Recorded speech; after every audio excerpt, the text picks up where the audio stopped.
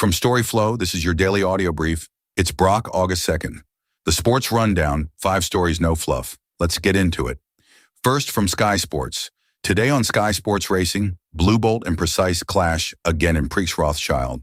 Blue Bolt and Precise are set to clash again in the Prix Rothschild at Deauville. Blue Bolt is looking to make it back-to-back Group 1s after beating Precise in the Falmouth at Newmarket last month. Trainer Andrew Balding says Blue Bolt is in good nick, and if she repeats that performance, she'll be tough to beat. Precise, on the other hand, is a 4-time Group 1 scorer and was impressive in the Irish 1000 Guineas and the Coronation Stakes at Royal Ascot.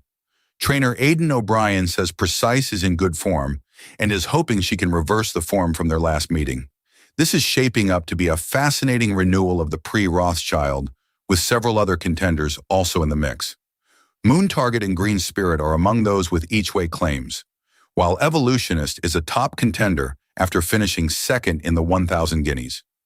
In other action, Life Plan is looking to remain unbeaten in the listed Queensferry Stakes at Chester, while Woot Woot, Nicely, and Queen of the Day are set to clash in the Sky Sports Racing Prix 6 Perfections at Deauville. Next, second from BBC Sport Tennis, Future of Tour. Iala beats Osaka to reach Washington final. Alexandra Iala's incredible season just got even better. She's heading to the Washington Open final after taking down Naomi Osaka 6-4, 6-2. This win sets her up against world number 3 Jessica Pegula, who's been raving about Iala, calling her the future of the tour. Iala's made huge strides this year, moving from outside the world's top 50 to a career-high 24th in the rankings. She's already beaten 6 top 10 players, including Iga Swiatek at Wimbledon. Iala's been on a roll in Washington, beating second seed Alina Svitolina and 2025 champion Leylah Fernandez before taking down Osaka.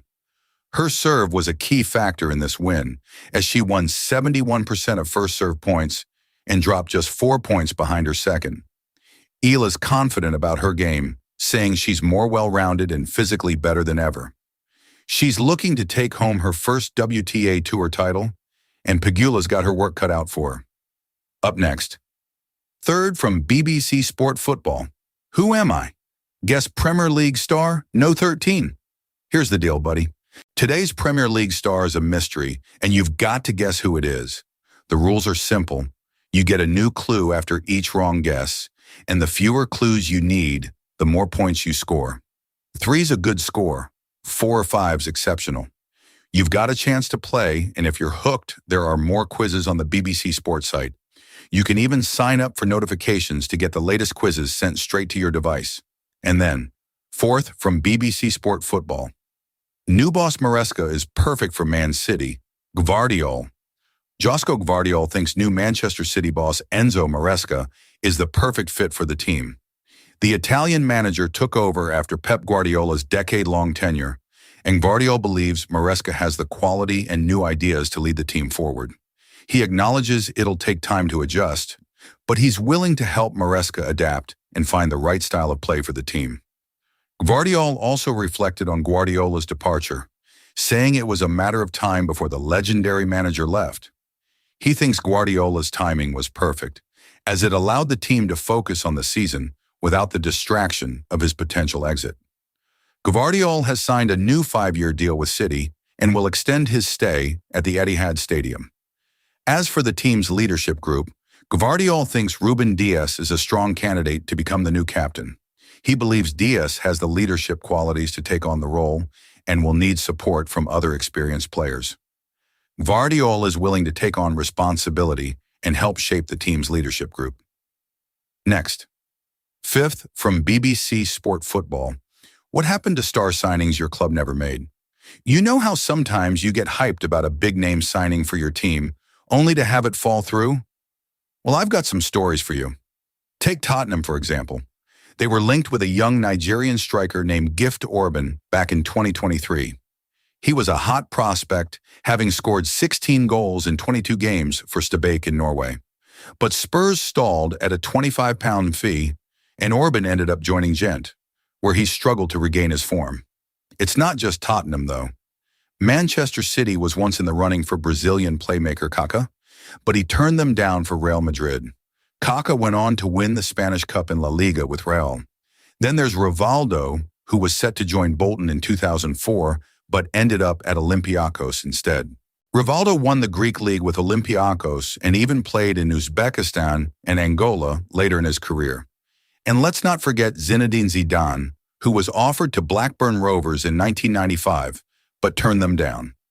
Zidane went on to win the World Cup and European Championship with France, and even won titles with Juventus and Real Madrid. Meanwhile, Steven Gerrard was once set to join Chelsea in 2005, but stayed with Liverpool instead. Gerrard went on to make over 700 appearances for the Reds. It's a similar story with Kylian Mbappé, who had talks with Liverpool in 2017, but ended up joining Paris Saint-Germain. Mbappé won 6 Ligue 1 titles with PSG before joining Real Madrid in 2024. And finally, there's Antoine Griezmann, who was nearly signed by Fulham in 2014, but ended up staying in Spain with Atletico Madrid and Barcelona. Griezmann helped France win the World Cup in 2018. Up next, 6th from PFT Alt.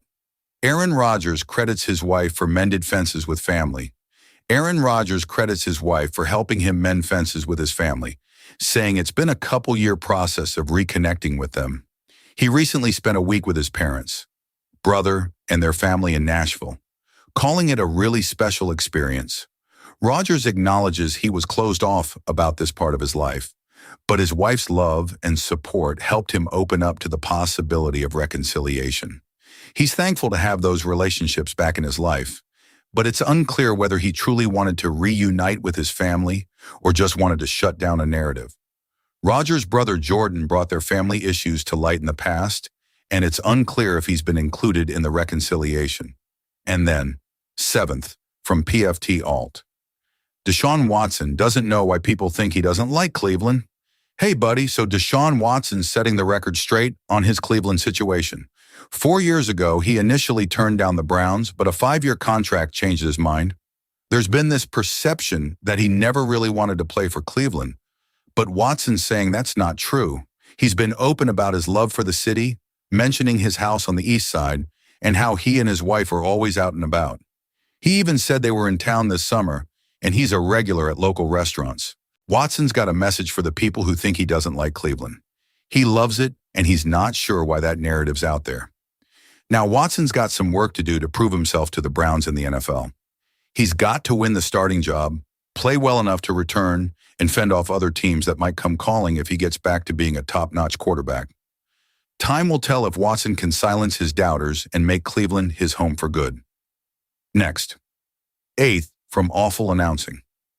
Wendy's drive-through order interrupts frustrated Pirates fans' radio call.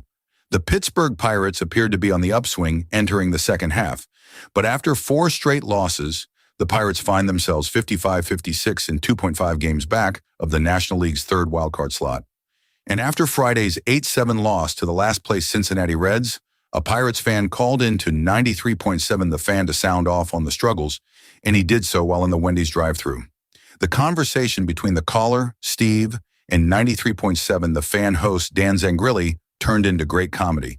These 13 games are probably some of the most important 13 games.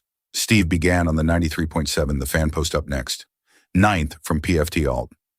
Kyler Murray seems to be pulling ahead in Vikings QB competition, as expected. You know the Vikings QB competition's been going on, but we haven't said much about it. The numbers can be misleading. The starter faces the first-string defense, the backup faces the second string. Plus, it's not live football, so the quarterbacks aren't getting hit. That changes the stress level. Anyway, all signs point to Kyler Murray pulling ahead. Makes sense, he's objectively more talented than J.J. McCarthy. Murray's lack of knowledge in the offense was a factor early on, but now his speed and elusiveness are starting to shine.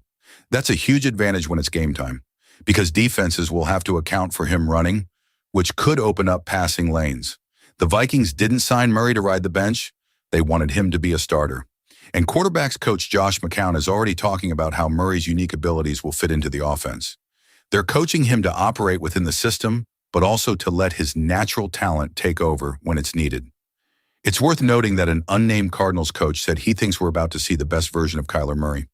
That's a pretty telling comment, especially since he's not going to be a part of it. Murray brings a level of threat to the Vikings offense that they haven't had in a long time. A quarterback who can tuck the ball and run to daylight. It's a competition, but it would be a surprise if Murray doesn't win it.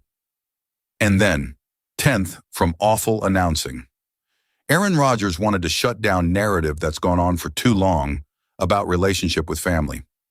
Aaron Rodgers surprised fans by sharing a weekend with his parents and brother Luke, ending a decade-long estrangement. He said the media had built a one-sided story about his family, and he finally felt ready to move past it. His wife's support helped open the door for those conversations, and the reunion took place in Nashville with his parents, Luke, Luke's wife, and their 2 kids. Rodgers described becoming an uncle as a special moment that felt like life coming full circle. He emphasized that he wants to keep the details private, but he's grateful the family ties are healing. And that's the rundown. Back at it tomorrow. Want this every morning? It's free.